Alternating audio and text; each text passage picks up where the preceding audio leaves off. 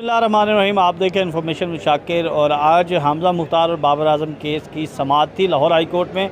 समाअत जो है वो मुलतवी हो गई है। अदालती अहवाल के बारे में भी आपसे आज तफसील से गुफ्तगू करेंगे कि किन वजूहात की बिना पर यह केस जो है वो मुसलसल इल्तिवा का शिकार होता जा रहा है। और करीबन 6 माह हो गए हैं, लेकिन अभी तक हमज़ा मुख्तार जो हैं वो एक मुकदमा नहीं दर्ज करवा सकी। उसकी क्या वजूहात हैं? उसके साथ साथ लाहौर हाई कोर्ट में 2 केसेस जो हैं वो ज़ेर समाअत हैं, उनकी क्या तफसीलात हैं और अब तक क्या अपडेट्स हैं। इसके साथ साथ आज अदालत में बाबर आजम के वकील ख़ुद पेश नहीं हुए, उन्होंने अपने एसोसिएट को जो है वो अदालत में भेजा। उसकी क्या वजूहात है? हमारे साथ senior court reporter Danish Munir मौजूद हैं, हम इनसे बात करते हैं और इनकी ज़बानी सारा अहवाल जानते हैं। ये कमरा अदालत में मौजूद थे तो इनसे पूछते हैं कि इस केस के हवाले से क्या अपडेट्स हैं। पहले दानिश आप ये बताएं कि क्या वजूहात हैं कि ये केस जो है वो इल्तिवा का शिकार हो रहा है और करीबन 6 माह हो गए हैं, लेकिन अभी तक कोई फ़ैसला नहीं हुआ।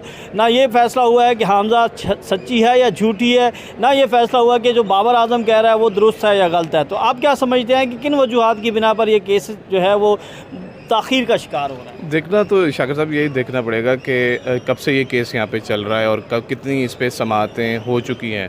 जैसा कि बाबर आजम जो है वो लाहौर हाई कोर्ट में उन्होंने सेशन कोर्ट के फ़ैसले के ख़िलाफ़ रुजू किया तो फिर फ़ौरन उन्हें उसी वक्त ही रिलीफ मिल गया और लाहौर हाई कोर्ट के जस्टिस असजद जावेद गुराल ने उस फ़ैसले को मुअत्तल किया और उनको हमज़ा मुख्तार से जवाब तलब किया था। जैसे ही नेक्स्ट हेयरिंग हुई तो बाबर आजम की दरख्वास्त पर समाअत शुरू हुई तो उस पर हमज़ा मुख्तार के वकला की जानिब से वक्त मांगा गया कि हमें तैयारी के लिए वक्त दिया जाए, हमें इस केस के बारे में जो इन्होंने पटिशन फ़ाइल किया उसके बारे में पढ़ना है।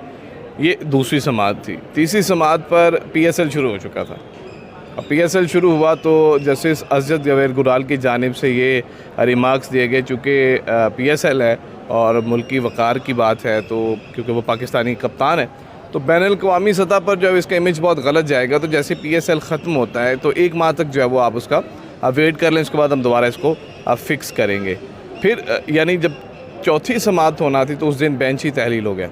अब दोबारा अर्ली हेयरिंग की दरख्वास्त जो है वो हमज़ा मुख्तार की जानिब से लगाई गई थी जो कि समाअत के लिए मुकर्रर हुई, तो इस पर भी बाबर आजम के वकला की जानिब से जो है वो डेट ले ली गई। हमज़ा पिछली 3-4 समाअत पे तो लाहौर हाई कोर्ट में नज़र आएंगे, लेकिन आज वो उस तरह से नज़र नहीं आई। इसके पीछे भी काफ़ी सवालात उठ सकते हैं अगर हम इसको तो आप क्या समझते हैं कि क्या हमज़ा मुख्तार जो है वो इस सिस्टम से जो है वो नाउमीद हो गई हैं या फिर कोई और वजूहात हो सकती हैं? जो बातें बार बार सामने आती हैं, जो दावे किए जाते हैं कि सुलह होने जा रही है, आज हो रही है, कल हो रही है। हाँ, जो बाबर आजम के वकला हैं वो तो इसको बिल्कुल डिनाई कर रहे हैं कि भी हम सुलह का तो कोई सीन ही नहीं है, क्योंकि बाबर आजम बिल्कुल क्लियर है, पुलिस रिपोर्ट क्लियर है और जो लाहौर हाई कोर्ट में रिपोर्ट सबमिट हुई है उसमें भी हमज़ा मुख्तार गिल्टी करार दी गई है, जिस पे हमज़ा मुख्तार ने अभी तक कोई ठोस जवाब नहीं जमा करवाया। रिपोर्ट में बिल्कुल वाज़ेह तौर पे यही बताया गया था कि जी हमज़ा जो है वो उसको कई बार बुलाया गया लेकिन उसने कोई ना खुद पेश हुई और ना ही कोई ठोस शवाहिद पेश किए जिसमें हम बाबर आजम को गिल्टी करार दें, जिस बेस पे बाबर आजम जब इस वक्त रिलीफ़ लेने में खासे मजबूत हैं और बारहा अदालत से वो रिलीफ़ ले चुके हैं। अभी की जो मौजूदा सूरत हाल देखी जाए, मुझे तो लगता है कि शायद उसको अदालती सिस्टम समझ आ चुका है कि इस हेयरिंग पे इस तरह होना है, उसके बाद ये होना है, ये इतना टाइम लगेगा तो फिर मैं जो दोबारा मैदान में आ जाऊँगी, या उसको कुछ मशीरान कुछ इस तरह के मिले हैं कि जो उसको बड़ा स्लो कर लें। जिसने वो एक जज्बाती ख़तून दिखाई दे रही थी और एक पुरजोश दिखाई दे रही थी कि मैं हर सूरत में इंसाफ ले कर रहूँगी, वो उनका वो जो जज्बा है वो पिछली 3-4 समाअत से कुछ मान पड़ता दिखाई दे रहा है। इसके पीछे क्या मुहर्रिकात हैं वो मेरे ख्याल वो अपने ज़ुबान से खुद ही इसको वाज़ेह तौर पे बता सकेंगे। अच्छा, जो हमारे नाज़रीन हैं जो हमें देखते हैं वो एक सवाल बड़ा तवज्जो से करते हैं कि इस केस का एंड क्या होगा। एक दूसरा ये है कि वो किसी सूरत मानने को तैयार नहीं है कि बाबर आजम का रिलेशन था हमज़ा मुख्तार से। आपने इस केस को तकरीबन 6 माह से देख रहे हैं, अदालती प्रोसीडिंग्स देख रहे हैं, FIA के मामला, पुलिस के मामला सारे। तो आप अपने तजर्बे यानी जो अब तक आपको तजुर्बा हुआ है या आप क्या समझते हैं जो आपने दस्तावेज़ात देखते हैं, तो इस केस की हकीकत क्या है और इस केस का क्या फ़ैसला हो सकता है? आप अपने तजुर्बे की रोशनी में बता दें, क्योंकि आप काफ़ी अर्से से कोर्ट रिपोर्टिंग कर रहे हैं। अच्छा, नहीं शाकिर भाई, इस पर ये देखना ये कि रिलेशन जो बाबर आजम की तरफ से मुसलसल इसका इनकार किया जा रहा है, हमज़ा इसका बार बार एतराफ़ कर रही है। इस केस में जब ये केस शुरू हुआ था तो मैं ख़ुद हमज़ा मुख्तार के घर को ढूंढा है मैंने वहाँ जाके, और वो रेड कलर की उस बैठक को भी ढूंढा जिसमें हमज़ा मुख्तार रहती थी। जब एरिया वालों से हमने तहकीकात की तो उन्होंने ये बताया कि इसका नाम हामिज़ा नहीं है, इसका नाम अम्मारा है। असल नाम इसका अम्मारा है, जिस नाम से वहाँ पे रहती थी। पहले उसी गली में जो बाबर आजम का पुराना घर है उससे तकरीबन 4 से 5 घर छोड़ के हमजा मुख्तार का घर है, जहाँ पे ये वहाँ पे रहती है। और अहले मोहल्ला ने उसको 4 से 5 घर या गलियां? नहीं 4 से 5 घर छोड़ के, जो पहला था पुराना, फिर वहाँ से छोड़ के बाबर आजम जो है वो छोड़ के दूसरे मोहल्ले में आए। और इनके दूसरे जो कज़न्स हैं वो उनका घर बिल्कुल साथ साथ है। फिर बाबर आजम का घर जो 3 से 4 गलियाँ छोड़ के दूसरी साइड पे है। ये उसका जो है ना सिनेरियो है।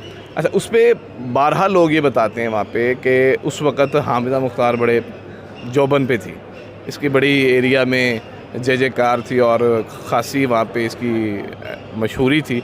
जिस बात पर ये बाबर आजम को लिफ्ट नहीं करवा रही थी कि वहाँ के लोगों के अल्फाज हैं, उस वक़्त बाबर इसके पीछे था और ये उसको लिफ्ट नहीं करवा रही थी। अब बाबर एक मुकाम पे पहुँच गया तो हामिदा दोबारा उसके पीछे जो है तो आना शुरू हो चुके। ये वहाँ अहले इलाका की गुफ्तगू में आपको बता रहा हूं। वो लिफ्ट नहीं करवा, अब बाबर तो बिल्कुल भी लिफ्ट नहीं ना करवा रहा और वो तो ताल्लुक़ को भी जो है वो ख़त्म करना चाह रहा है और ये ज़ाहिर कर रहा है कि मेरा ऐसे कोई ताल्लुक़ नहीं है।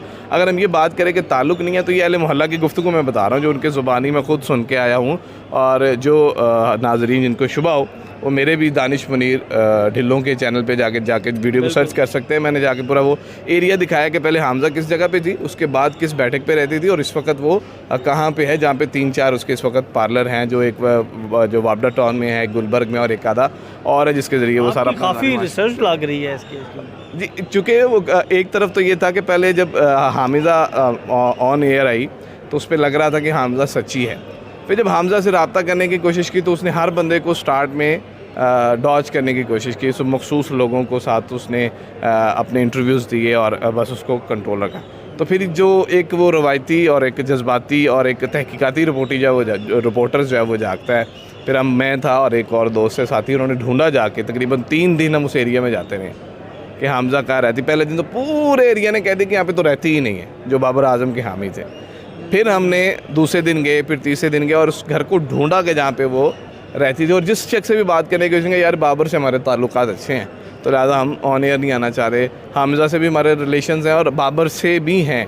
अब चूँकि बाबर एक अच्छी पोस्ट पे है तो हम उस तरीके से नहीं सामने आना चाह रहे ताकि किसी तरीके से वो हमारी यहाँ अहले एरिया की या जो भी बाबर आजम के साथ ताल्लुकात जो हमारे ख़राब हों। अच्छा दानिश, ये बताइएगा कि हामज़ा मुख्तार ने अपना वकील भी चेंज किया था, अली ज़िया बाजवा साहब को जो है वो वकील किया था, अब वो लाहौर हाई कोर्ट के जज बन चुके हैं। तो क्या समझते हैं कि अब नए वकील उनके कौन हो सकते हैं और अब कानूनी जंग किस तरफ जा रही है? कानूनी जंग बतौर ख़ातून होने के वो उनकी एक जो काविश है वो तो काबिल तारीफ़ है कि वो अभी तक इस सिलसिले को लेके चल रही है और इंसाफ लेने की कोशिश कर रही है कि मुख्तलिफ़ मकामात पर उसने लो पॉल्स भी छोड़े हैं। तो अब ये तो इसके बारे में चूँकि आप भी बेहतर जानते हैं कि अदालती कार्रवाई से मुतालिक कोई भी बात करना कबल अज़ वक्त होगा। ये तो टाइम ही बताएगा कि हामज़ा किस तरफ अपनी जो कानूनी जंग है उसको लेके जाती हैं और किस तरीके से कामयाबी को समेटती हैं। जी बिल्कुल, दानिश मुनीर हमारे साथ थे और जो हामज़ा मुख्तार ने नए वकील किए हैं उनका नाम है ज़ैन अली।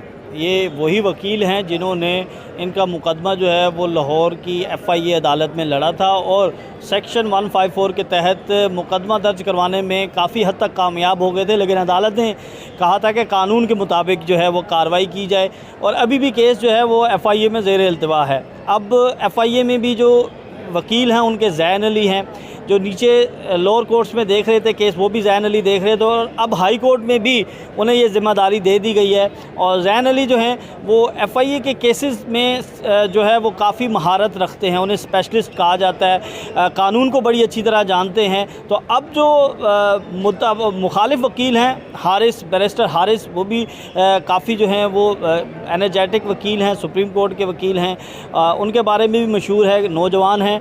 और दूसरी जानिब ज़ैन अली ये भी नौजवान हैं। तो अब जो केस है वो अपने हतमी मराहिल में दाखिल हो चुका है, लेकिन क्योंकि अब अगली डेट पर जो है वो बाबर आजम जो है वो अबू धाबी में होंगे, PSL हो रहा होगा, इसके साथ साथ फिर आगे वेस्ट इंडीज़ की सीरीज़ आ रही है और उसके बाद फिर बांग्लादेश भी तैयार है। तो लग ये रहा है कि ये केस जो है वो मज़ीद इल्तिवा का शिकार होगा और इस केस पर जो फ़ैसला है वो बड़ी ईद के बाद आ सकता है, लेकिन अभी भी जो है वो कहना कबल अज़ वक्त है। दूसरी जानिब अगर हम इस केस के सारे सिनेरियो को देखें तो इसमें सेक्शन 154 के तहत जब आप अदालत से रजू शुरू करते हैं अमल दरामद के लिए, तो उसमें काफ़ी रेमेडी जो है वो उस शख्स को मिलती है जो दरख्वास्त गुजार होता है। तो अगली वीडियो में आपसे मज़ीद तफसीलात इस केस से मुताल्लिक शेयर करेंगे। तब तक के लिए इजाज़त दें। अल्लाह हाफ़िज़।